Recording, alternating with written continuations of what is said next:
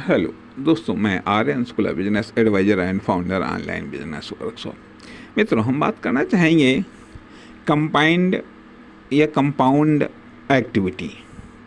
यहाँ पर कंबाइंड या कंपाउंड एक्टिविटी से तात्पर्य हमारा मिश्रित एक्टिविटी से है।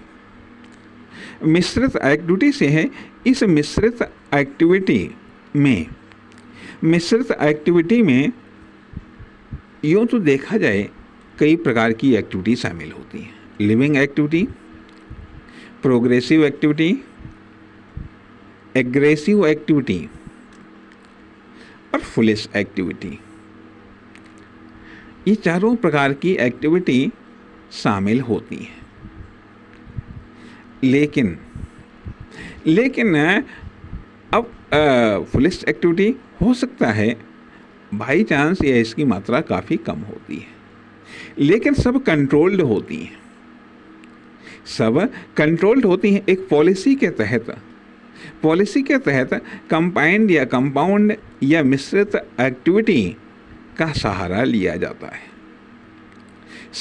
जाता है कि यदि परिस्थितियाँ, हो सकता है कि परिस्थितियाँ सोसाइटी की, मार्केट की या कस्टमर की परिस्थितियाँ मिश्रित हों, तो संभव है वहाँ पर मिश्रित एक्टिविटी का सहारा लिया जाए।